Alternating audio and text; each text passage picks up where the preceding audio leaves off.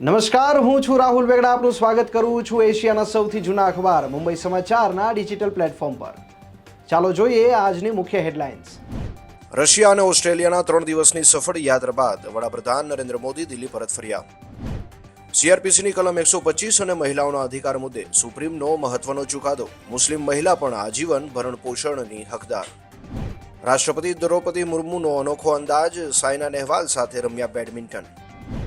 મહારાષ્ટ્રના મુખ્યપ્રધાન એકનાથ શિંદે હોટેલિયરોને ખોટી રીતે હેરાન ન કરવાની આપી સૂચના.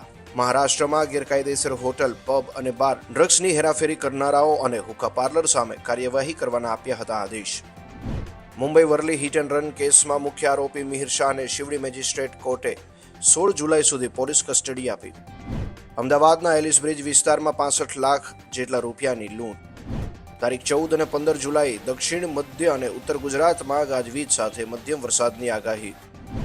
રાજકોટ શહેરમાં 2 કલાકમાં 1 ઇંચ વરસાદ વરસ્યો. ઓલપાડ, માંગરોળ, માંડવી સહિત અનેક વિસ્તારોમાં વરસાદ. વિશ્વની પ્રથમ AI beauty contest Moroccan model Kenza Layli બની વિનર. ભારતે ઝિમ્બાબ્વેને ત્રીજી ટી20 મેચમાં હરાવીને સિરીઝમાં 2-1થી સરસાઈ મેળવી. તો આ હતી આજની મુખ્ય હેડલાઇન્સ. વધુ સમાચાર અને મહત્વની અપડેટ્સ માટે જોતા રહો મુંબઈ સમાચારનું ડિજિટલ પ્લેટફોર્મ.